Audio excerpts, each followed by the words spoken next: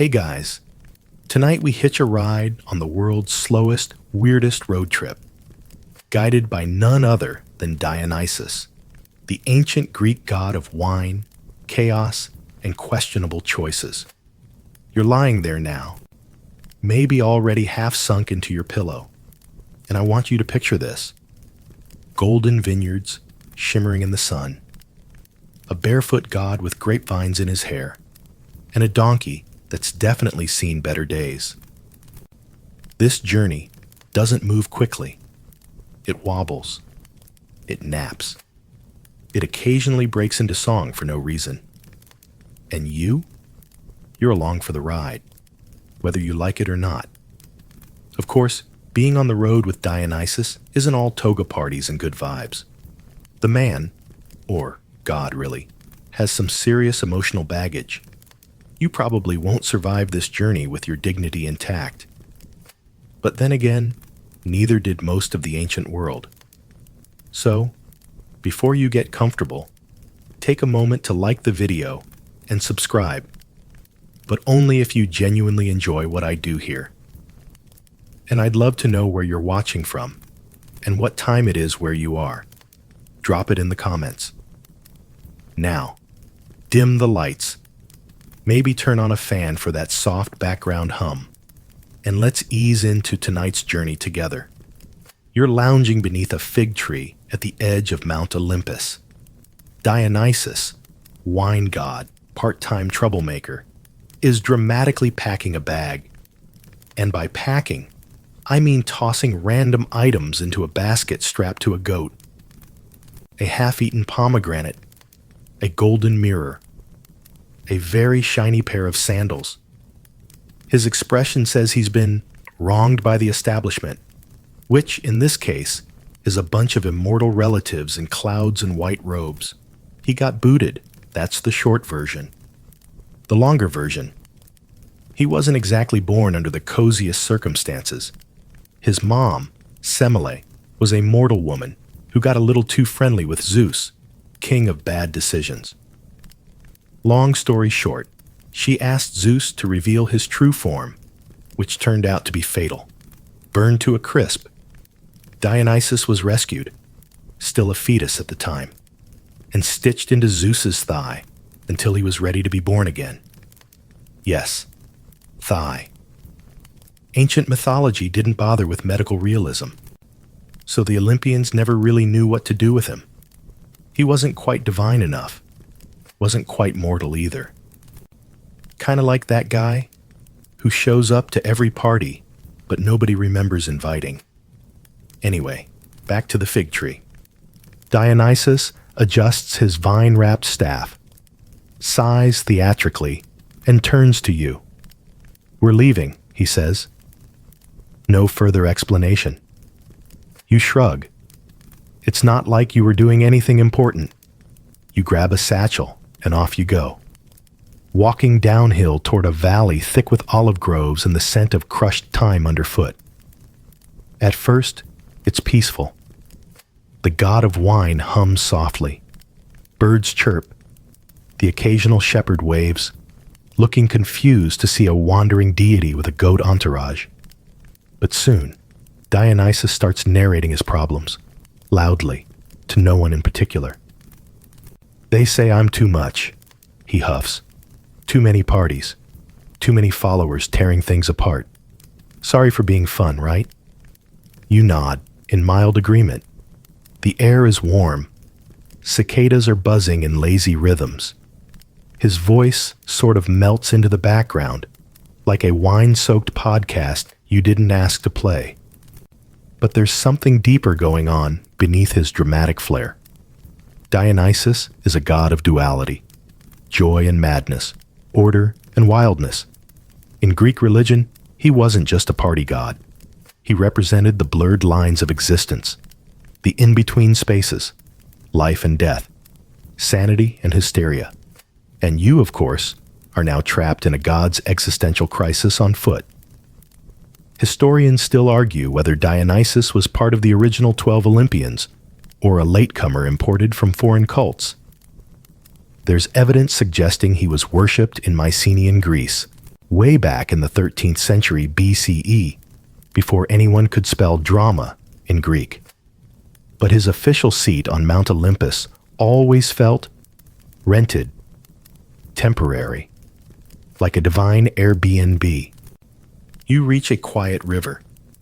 Dionysus pauses, dips his fingers in the water, and promptly declares it too boring. A fish splashes. He decides to bless the river with wine. You watch as the current turns slightly reddish. No one seems impressed but him. By nightfall, you're camped under stars, eating figs and stale barley bread, while he regales you with his lesser-known grievances. Like the time Hera tried to drive him mad. She does that to all Zeus's children. Or how people in Thebes called him a fraud. You sip from a wineskin he offers you, though it tastes suspiciously like watered-down vinegar. He's still experimenting. He pokes the campfire and mutters, "Maybe I'll start something new." A different way of traveling. Like what? You ask, through a yawn. He grins. Something slow, something fabulous, something on wheels. And just like that, the seed is planted. The night stretches on, stars drifting lazily overhead. Somewhere in the distance, you hear the bleating of goats and the faint plunk of grapes hitting a wooden bucket. Tomorrow, Dionysus is going to build a moving vineyard. But tonight, he just stares at the moon with theatrical longing, whispering about how no one truly understands him. You're not sure if you're annoyed, amused, or starting to doze off. Probably all three. Morning arrives with the faint clatter of hooves and the unmistakable scent of crushed grapes, even though there are no vineyards nearby yet. Dionysus, who apparently does not sleep like mortals do, is already wide awake, braiding ivy into the goat's horns while humming a tune that sounds suspiciously like ancient karaoke. You blink against the morning light and sit up to find him sketching something into the dirt with a vine-dipped stick. It's a crude drawing. 4 wheels, a wooden frame, some jugs, and something labeled optional peacock seating. You stare at it, then at him. He grins. "We're not walking anymore," he declares. "I've decided. I'm inventing the wine wagon." You squint. "Like a cart?" He waves dismissively. Number A concept, a lifestyle, a statement. And just like that, you're drafted into the world's first vehicular passion project. Equal parts religious procession and tipsy parade float. The construction is chaotic. Dionysus insists on everything being grown, not built. Vines instead of ropes. Olive wood instead of iron. Wheels. Stolen from a retired chariot that was being used to store hay in a nearby village. It takes 3 days, a minor miracle, and some persuasive divine eyebrow raising to get it rolling. The result is surprisingly majestic. Picture a slow-moving barge of joy on wheels, creaking its way through the countryside. Amphorae slosh gently. A garland of figs dangles from the front. There's even a perch where Dionysus lounges like a bored celebrity, goblet in hand. And yes, there's a peacock riding shotgun. "Tell me," he says, as you plod beside the wagon, "is it indulgent if it's divine?" You don't answer. You're too busy trying not to trip over a lounging satyr who's joined the crew without explanation or invitation. That's when the followers start showing up. First, it's 1 or 2 wanderers drawn by the smell of fermenting grapes and a god muttering monologues. Then it's a dozen, then 50. They call themselves maenads, female devotees dressed in ivy and animal skins, who alternate between gentle hymn singing and mildly aggressive tambourine rattling. They come and go, dancing around the wagon, then disappearing into the woods like they forgot to clock out. You learn quickly that no one really leads this procession. It just sort of moves. like a dream that forgot its plot halfway through. Still, for all the chaos, it's oddly serene. The pace is slow. Meals are communal. You ride for hours with nothing but birdsong, distant bleating, and the soft glug of wine being ladled into wooden cups.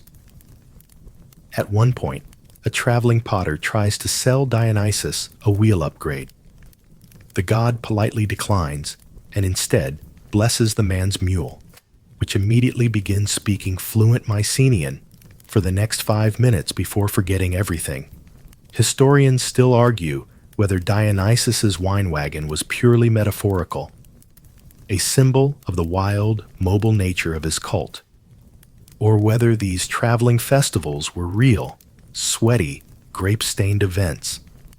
But archaeological digs have unearthed pottery showing exactly that. A god reclining on a cart pulled by panthers with ecstatic followers in tow. So either it happened, or someone had a very vivid imagination. Oh, and yes, about the panthers. Somewhere near the foothills, Dionysus decides goats are aesthetically outdated.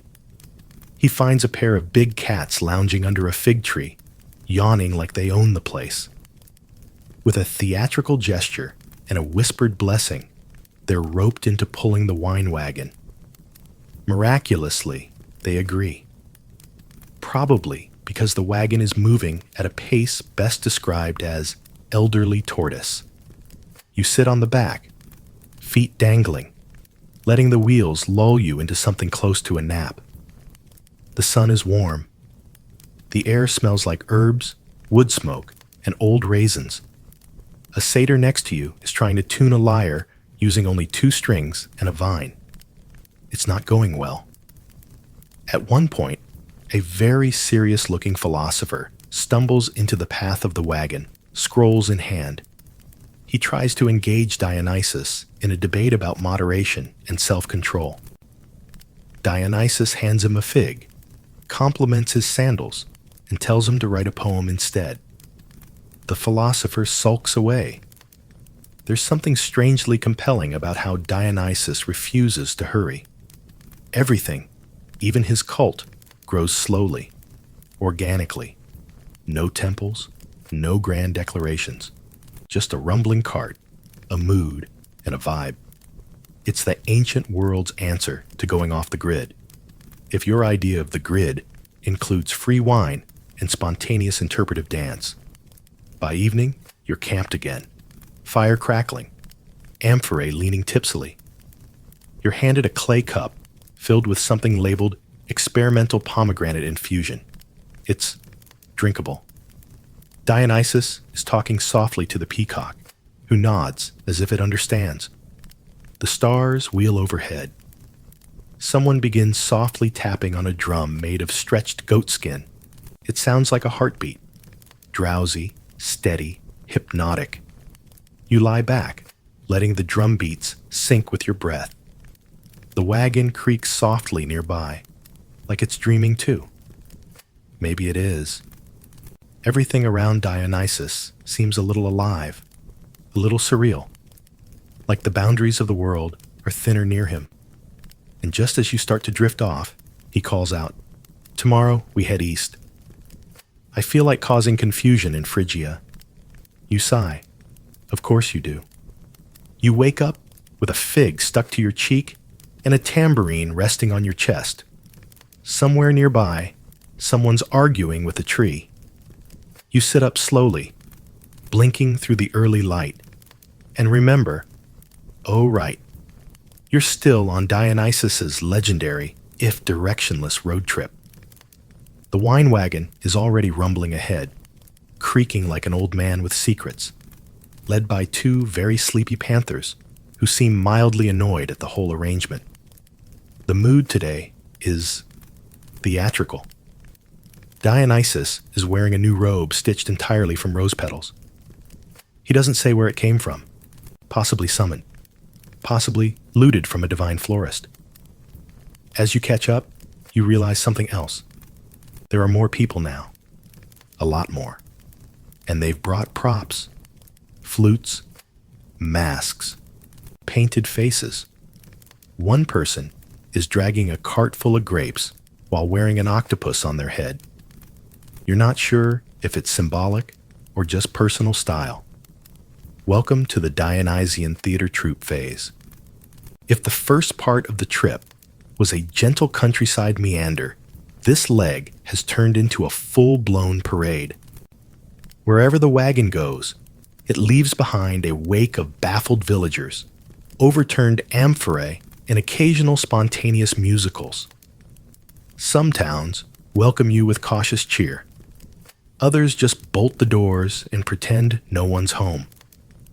You find yourself drafted into a play about the origin of olives. You play Sad Olive Tree number 3. Your costume is a branch. No one really explains the plot. Dionysus, of course, plays himself. He makes for a compelling, if over-the-top, lead.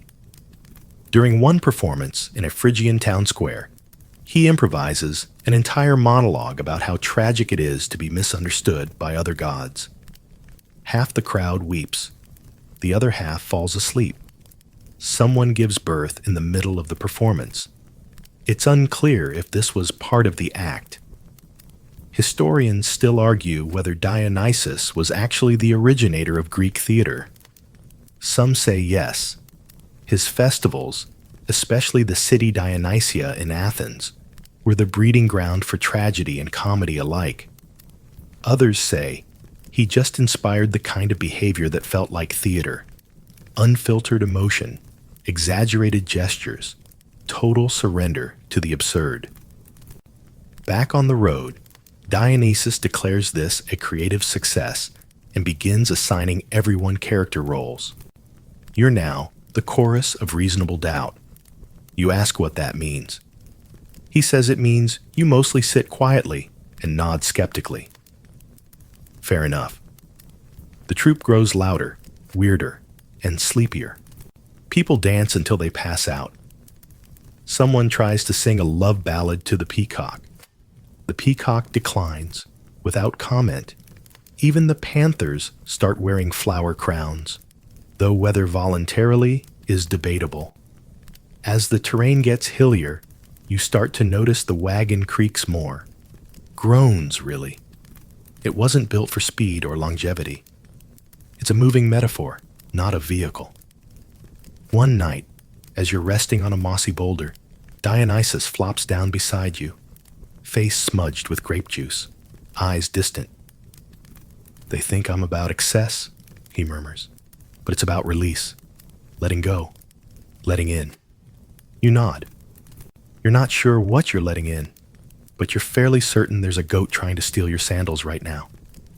He continues, "People want to be one thing: strong, wise, rational. But we're all contradictions. I'm a god of joy and madness, wine and ruin. It doesn't make sense. It's not supposed to." You stare into the fire, the flickering flames casting long, wiggly shadows. The night buzzes softly with insects and distant flute notes. Someone is crying. Someone else is giggling in their sleep. It's all very Dionysian, but it's not just chaos. Underneath the theatrics, there's a rhythm, a strange harmony. These people, odd as they are, aren't just followers.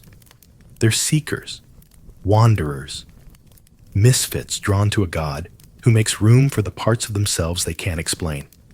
The wild, the broken, the joyful, the unhinged.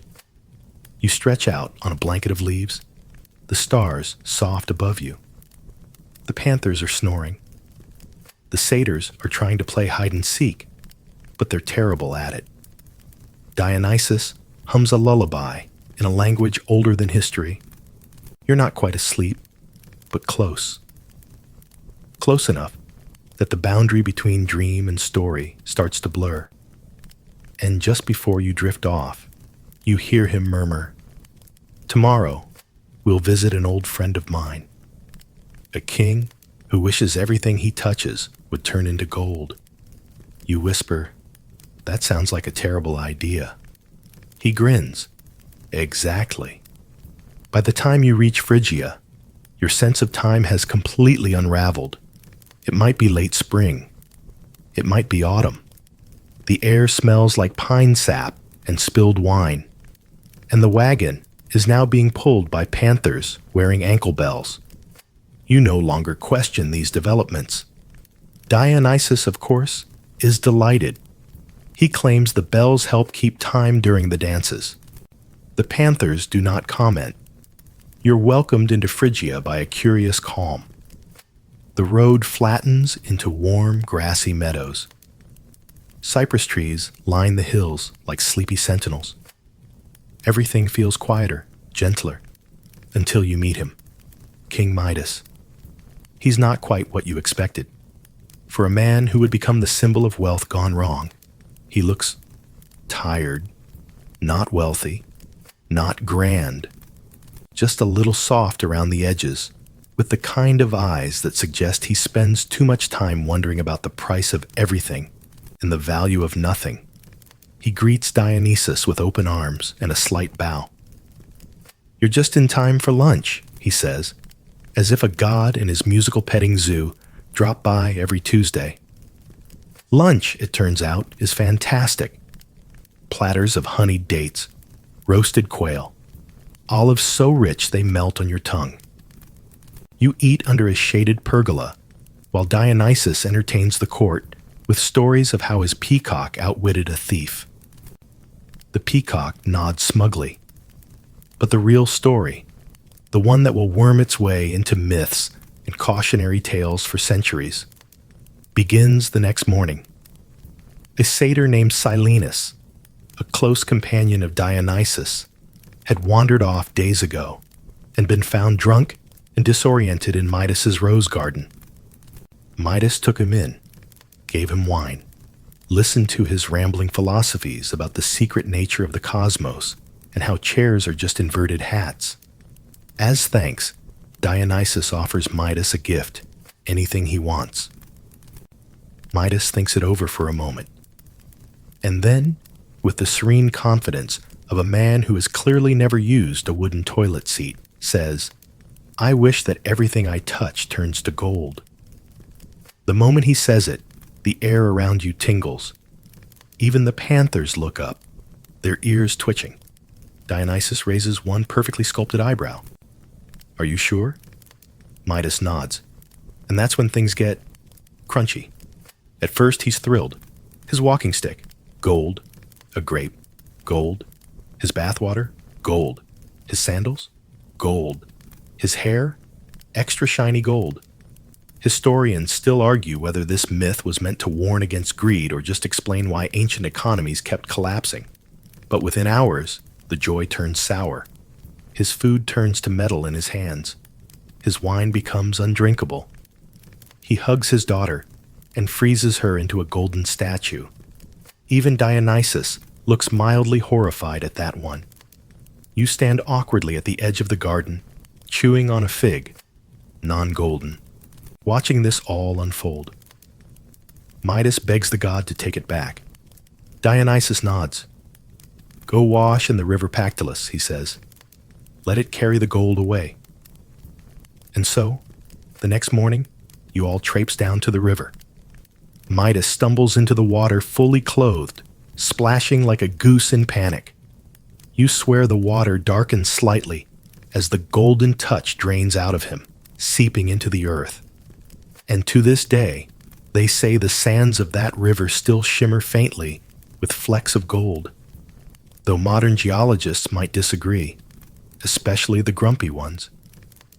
As Midas dries off, humbled and mildly damp, Dionysus leans over to you and mutters, "Mortals always want the wrong things." You nod. "Except figs." "Figs are a safe choice," he agrees. That night, the camp is quieter. No theater, no music. Just the soft murmur of the river nearby and the rustle of the wind in the olive trees. Even the maenads seem subdued, wrapping themselves in blankets instead of ivy. You sit beside the campfire with Dionysus, who's carving something into the dirt with a vine again. It's a new route, a winding path eastward. India next. he says. You raise an eyebrow. That's ambitious? Isn't it? He replies. I think I'll conquer it gently, with wine and soft shoes. No one corrects him. Not the satyrs, not the peacock, not even the exhausted panthers. He lies back on a blanket of moss and whispers, the world is too stiff, too straight. We need to show it how to sway. You glance toward the river one last time. The moon reflects off the water in soft, golden ripples. A frog croaks. Somewhere behind you, a satyr starts snoring like a broken flute. You pull your blanket tighter, the scent of roses and wet earth filling your lungs. And as sleep begins to tug at your mind, you wonder what kind of road leads from a golden curse to an eastern conquest, and how much slower it can possibly get. You don't know exactly when the road trip to India begins. There's no fanfare, no border crossing, not even a cheerful, now leaving Phrygia sign. One morning, you simply wake up, wipe the olive pit off your forehead, and notice that the terrain has shifted. The air is heavier, the trees are taller. The ground beneath the wagon crunches with unfamiliar stones, and the peacock is looking suspiciously at a monkey in the distance. Dionysus stretches, adjusts his grapevine crown, and announces, let's go meet the east. There's no map, there's barely a plan. But there is momentum, slow, wandering, possibly wine-fueled momentum, and that's enough. Now, historians still argue whether this part of Dionysus's myth is historical fact, colonial fantasy, or just the result of one too many amphorae. Some ancient writers claimed he marched east with an army, spreading viticulture and divine chaos all the way to India. Others suggest this was poetic shorthand for cultural fusion, or just a really long metaphor for drunken tourism. You, meanwhile, are stuck in the middle of it, napping between amphorae on a slowly swaying wagon, drifting in and out of sleep as unfamiliar birds sing, and the panthers develop a deep dislike for humid weather. The people in these eastern lands don't quite know what to make of Dionysus. Some welcome him like a foreign diplomat with a peculiar dress code. Others frown from behind curtains, but many are simply curious. After all, it's not every day a wine god arrives in town with a full orchestra of satyrs and a chorus line of maenads doing synchronized cartwheels. There's no conquering, no violence, just pageantry, processions, impromptu theater, a traveling sleepover with wine tastings and moral ambiguity. You stop in tiny villages where the locals serve rice wrapped in leaves and tell stories of their own gods, some serene, some wild, some bearing curious resemblances to Dionysus himself. It makes you wonder whether he's truly inventing his path or just uncovering one that's already there, ancient and wine-stained beneath the dust. He listens to their stories. Sometimes he adds new verses. Sometimes he just hands over a clay cup and says, "Try this." It's like sunlight, but fermented. In one village, a child offers him a necklace made of dried apricots. He wears it for 2 days, claims it helps him commune with the spirit of the harvest. Mostly, it just attracts bees. At another stop, a local healer offers him a pungent herb to clear the mind. Dionysus nods thoughtfully, chews it, and then spends the afternoon talking to a tree that he claims used to be a centaur.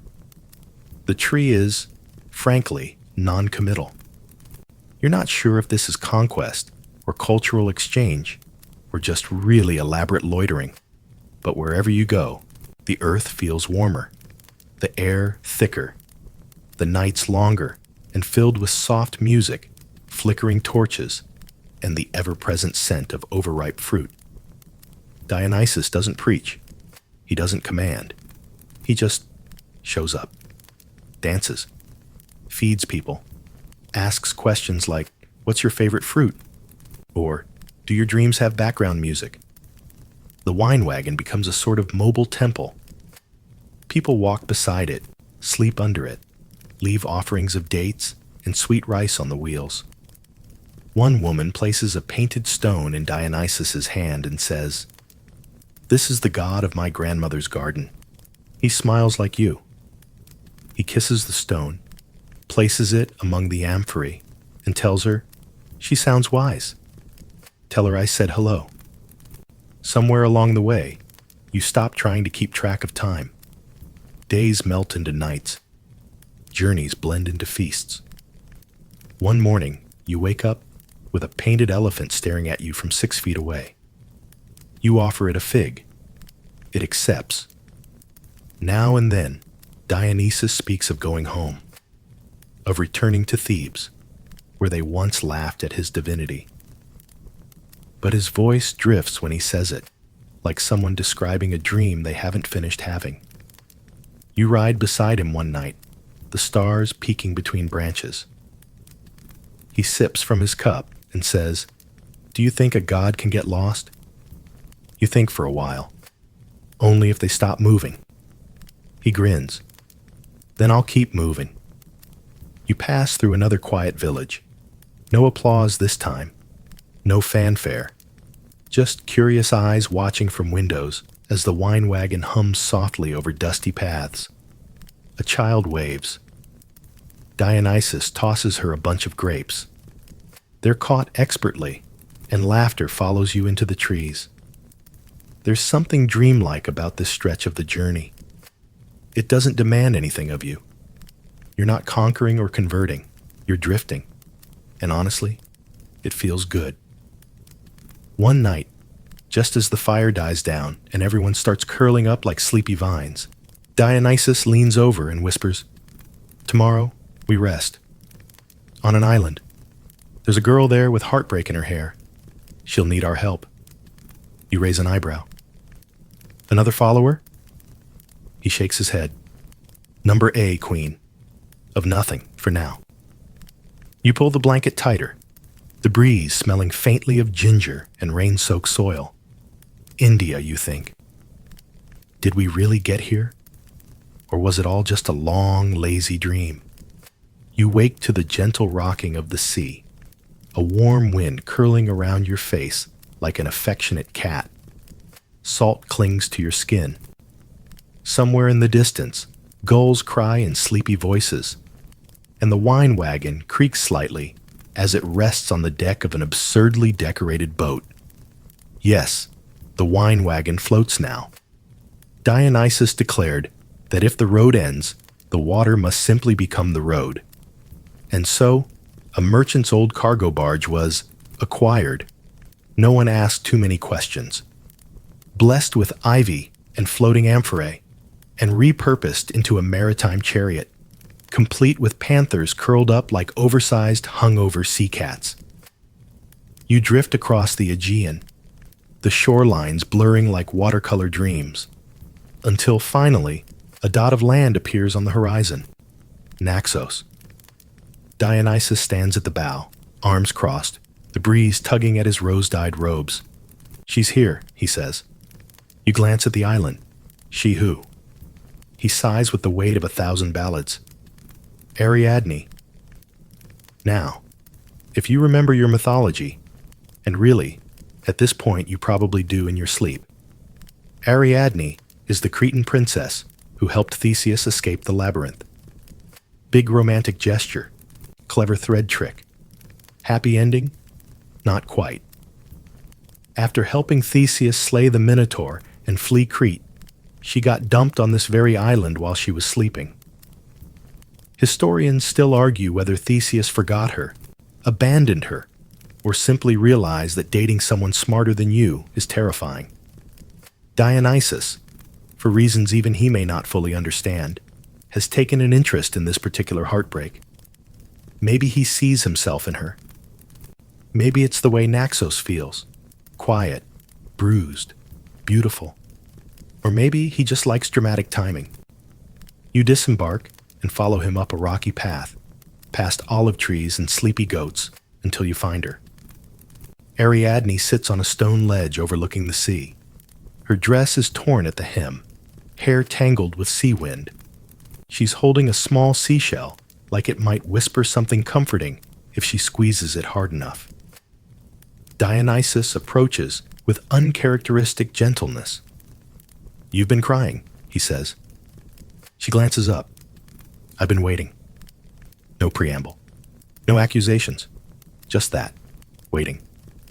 Dionysus offers her a cup of wine. She hesitates, then drinks.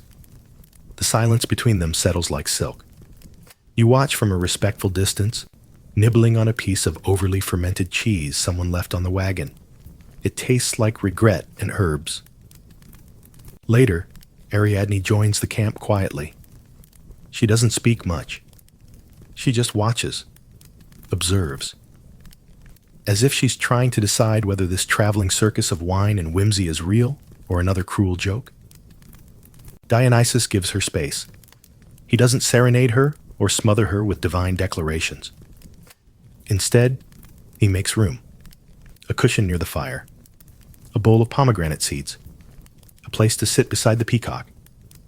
That night, under the starlit sky, she finally laughs. Just once, but it's enough to tilt the world a little.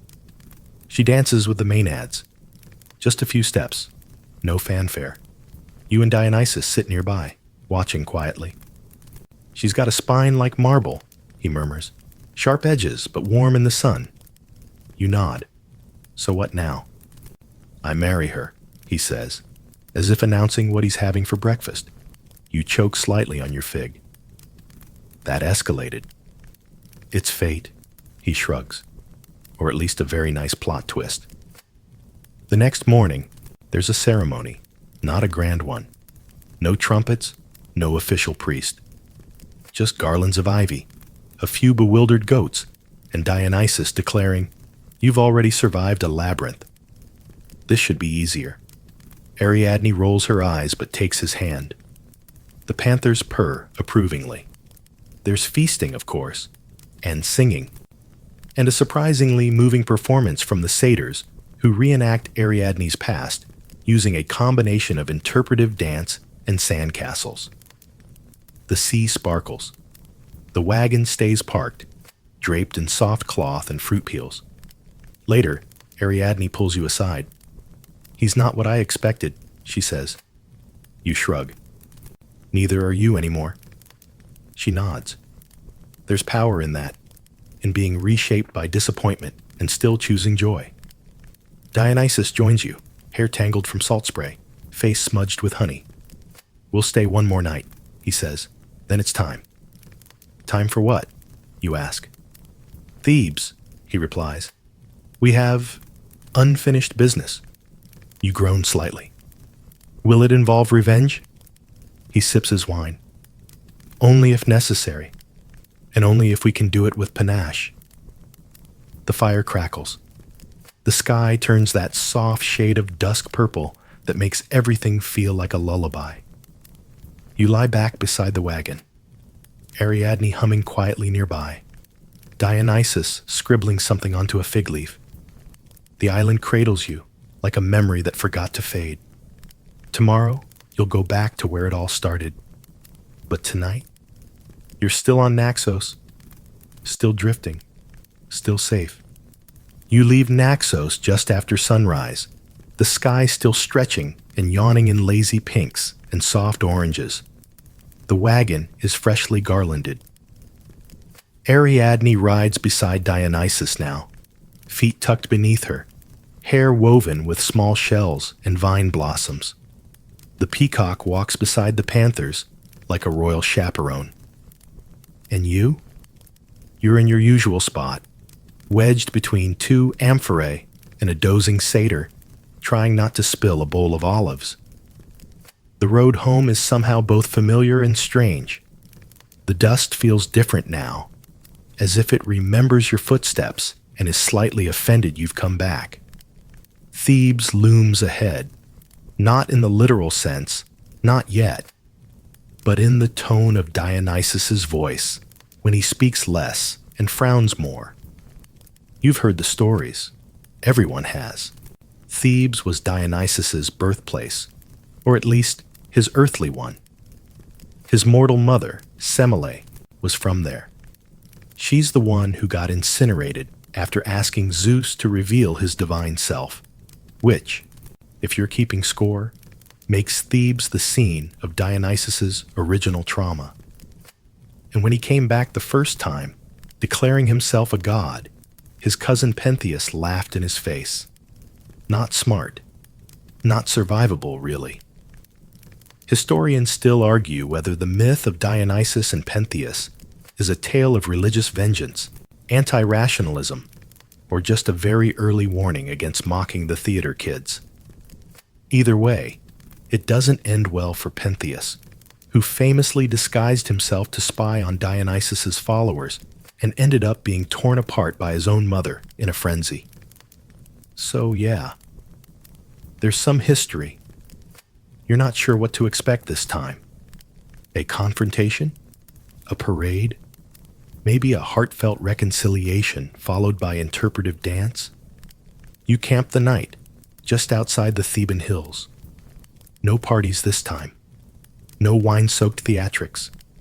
The maenads are subdued. Even the satyrs practice their flute solos quietly. It feels like the whole crew knows something heavy is coming. Dionysus sits alone by the fire, a shadow dancing across his face from the flickering flames. Ariadne is asleep, curled near a warm amphora like a cat in hibernation. You walk over and sit beside him, handing him a fig. He takes it, but doesn't eat it. "I was born here," he says, voice low. "They still think I'm a fraud." You nod. "And how does that feel?" He smirks. "Like someone spit in my goblet and told me it was vintage." Thebes appears the next afternoon, rising from the landscape like a mirage that forgot to fade. Tall gates, stone walls, farmers in the fields squinting at your very bizarre caravan. You're half expecting the guards to throw a spear at the wine wagon, or at least question why there's a peacock wearing an amulet. But instead, they just gape. Slowly, the gates open. Inside, the city is tense. People watch from rooftops and windows. Some bow, some whisper, some just turn away, uncomfortable with the weight of history returning in sandals and silk robes. Dionysus makes no announcements. He doesn't summon lightning or call down vines from the heavens. He simply walks, staff in hand, eyes forward, Ariadne beside him. You follow, of course, awkward and dusty and deeply aware that you've been sleeping next to a god for weeks. You arrive at the old palace ruins, Semele's birthplace. Now it's just broken pillars and a fig tree struggling to stay upright. Dionysus kneels and places one hand on the ground. "She never got a temple," he says, "so this will do." A soft breeze lifts his hair. A few petals fall from nowhere. The ground warms beneath your feet, not in a dramatic fire and lightning kind of way, but like an old kettle deciding to boil, quietly and inevitably. The crowd gathers slowly. Familiar faces, aged by years and shame. You hear whispers. "He's back. That's Semele's boy." "Is that a panther?" Someone steps forward. An older man, gray-haired and uncertain. "We were wrong," he says, voice trembling. "You are a god." Dionysus doesn't smile. He just nods once, and you feel something shift. Not loudly, not theatrically, but like a knot loosening in the city's chest. That night, Thebes feasts. Not wildly, not in madness. Just a warm, careful celebration under torchlight and open skies. There's music, but soft. Wine, but respectful. Even the maenads wear proper robes. Ariadne dances once, elegant, slow, like seaweed drifting in a quiet tide. Thebes watches in silence. You sit on the wagon, munching grapes and staring at the stars. Dionysus sits beside you, no longer restless, just full, like he's finally sipped from the right cup. "You did it," you say. He tilts his head. Did what? Came home. Got recognized. He considers this. Recognition's not the same as peace, but it helps. You lean back. The wagon creaks softly beneath you. Somewhere nearby, someone sings a lullaby in a language you don't know. A baby giggles. A panther sneezes. As the fire dies down and Thebes finally exhales, Dionysus sighs. I think I'm done moving, he says. You raise an eyebrow. Really? For now? He grins.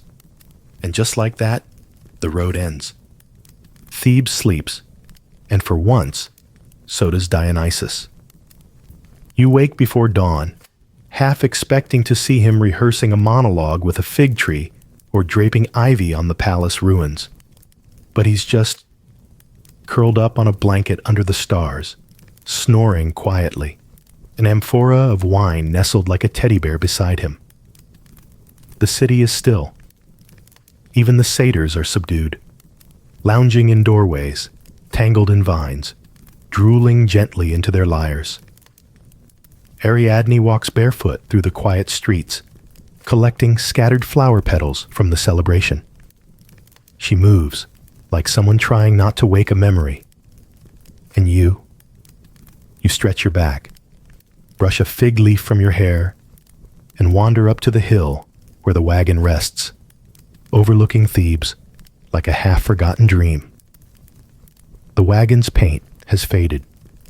The wheels creak more than they used to.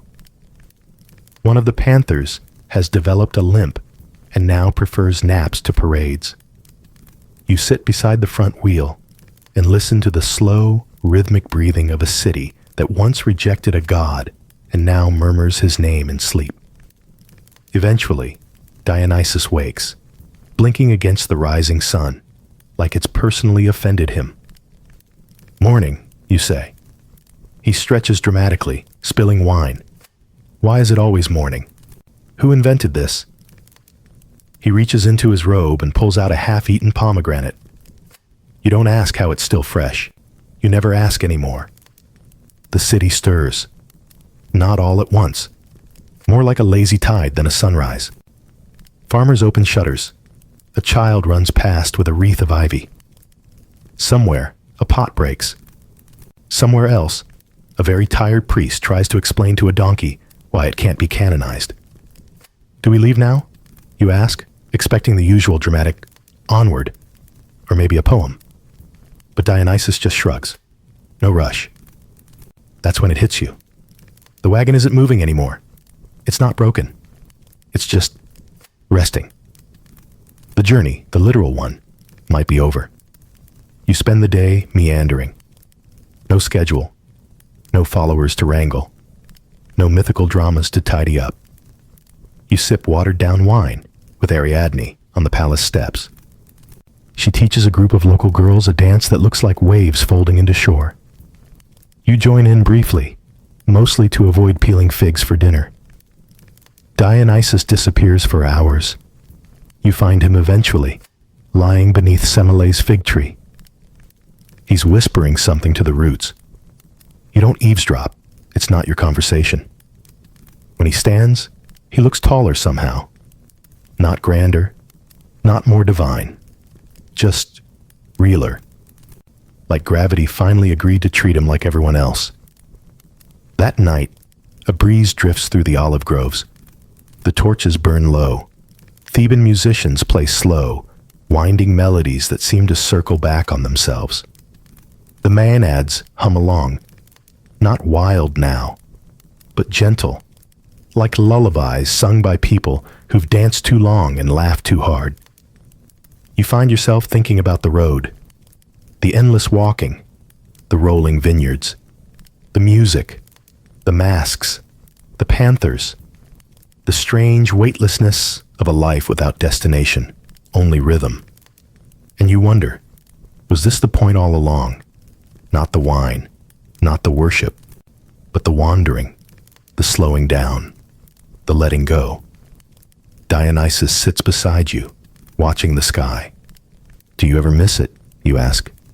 He doesn't reply right away. Then softly, The movement? Sure, but stillness has a pulse too. You both watch as the stars shift, like sleepy dancers realigning their steps.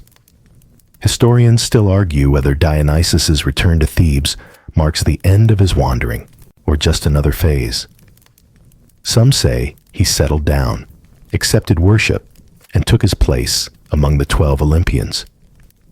Others claim he vanished into myth again, off to Libya, or back to India, or into the wine-dark sea itself. But you were there. You know the truth. He didn't stop moving. He just learned to move less, to let the world come to him for once. By the third night, the wagon has been turned into a shrine of sorts. Locals lay wreaths and notes and dried fruit at its base. A little boy places a pebble with a crooked smile carved into it on the wheel hub. Dionysus leaves it there. You wake each morning expecting him to say, "Let's go." But he doesn't. Not yet. Instead, he builds things. A stone altar for Semele, a vine trellis near the palace steps, a carved wooden bench facing the fig tree. He says he's not staying. He says it's temporary. But his hands speak otherwise. One afternoon, he places a hand on your shoulder. "You've walked far," he says. "So have you." He nods. Far enough for now. And for the first time, you realize this journey wasn't his alone. It was yours too. You carried his stories, watched him weep, laughed at his goat jokes, hauled amphorae, slept beside a god like it was the most normal thing in the world. And now you rest, together. The days drift on, slow as honey in winter. You lose track of how long you've stayed in Thebes. The wagon has stopped squeaking, mostly because no one is pulling it anymore. The wheels are tucked into grass, half covered in creeping vines, like they're trying to root themselves into the earth. A peacock naps on the roof. The Panthers, semi-retired, take turns warming themselves in sun patches, pausing only to swipe lazily at passing flies. And Dionysus? He's quieter now. Still dramatic, yes. Still prone to casually conjuring figs or holding court in the palace courtyard, like an eccentric uncle who's overstayed his welcome. But the restless gleam in his eyes has dulled into something softer. Less performance, more presence. Each morning, he wanders the city like a man relearning a childhood home. He smiles at grocers, chats with old stonemasons. Once, he blesses a batch of particularly juicy olives by kissing each one individually, then claims he's tired from the divine labor and needs a nap. It's a strange piece, like watching a storm cloud decide to become a hammock. Still, not everyone in Thebes is thrilled. A few of the old guard mutter about decadence, about how the city is changing, becoming too relaxed, too soft. They glare at the maenads dancing in the temple courtyards, complain about satyrs sleeping in the fountains. One man claims the peacock stared into his soul. Dionysus takes it in stride. Not everyone wants to be invited to the party, he tells you one evening, swirling wine in a clay cup. Some prefer to guard the door and frown at the music.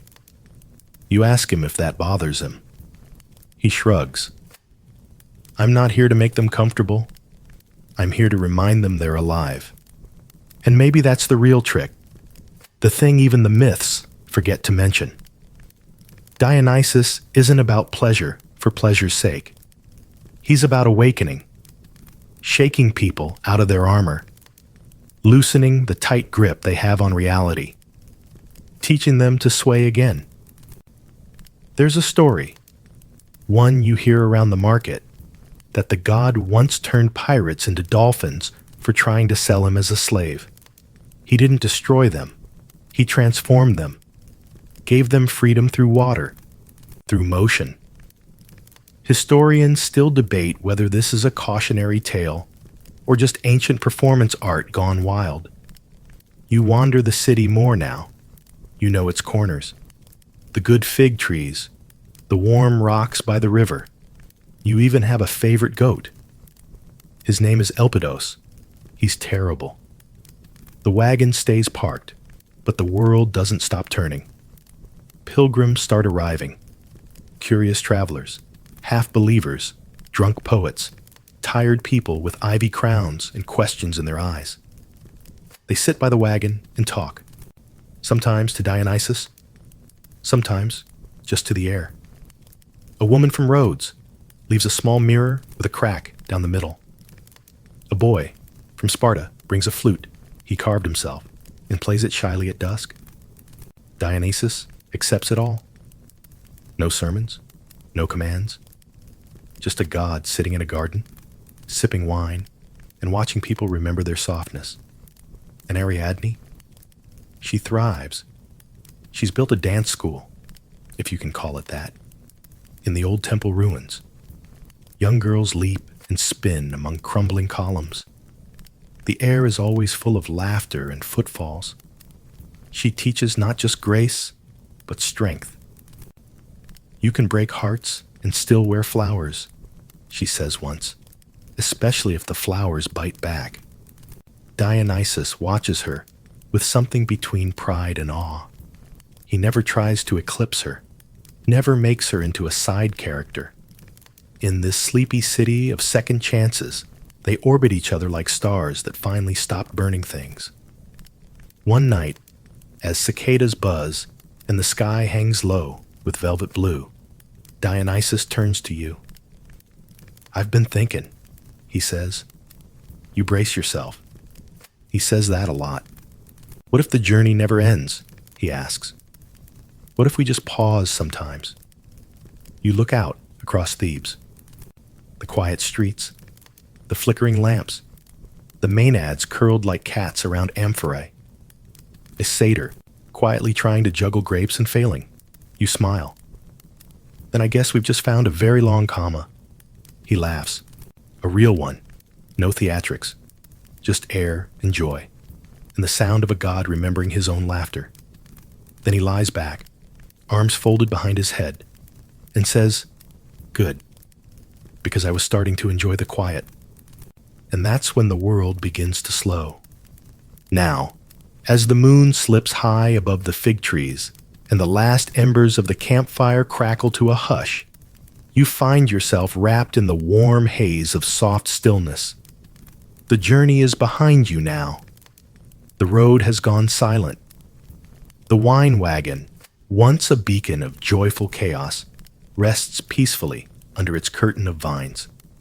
No wheels turning, no panthers pulling, just the gentle creak of old wood settling into earth. Your limbs are heavy in the nicest way, weighted with distance, with story, with the quiet pride of having wandered far enough. Thebes dreams around you. Somewhere, a flute plays a melody so slow, it almost disappears. Crickets hum in low harmony. A breeze brushes your skin like silk. Cool, fragrant, familiar. You're safe here. You're known here. And Dionysus? He's somewhere close by. Maybe asleep under the stars, or watching them with that amused, faraway gaze. Maybe humming to himself. Maybe just being. A god who walks instead of strikes, who teaches with stories instead of thunder. There's no need to move anymore. Not now. Just let the last images flicker. A garland on a wagon wheel. A fig pressed gently into your palm. A sleepy goat snoring softly near a ruined temple. Let it all fade. There's nothing left to chase tonight. Only the slow rhythm of breath and rest. You've wandered far enough. Now sleep, sleep, sleep.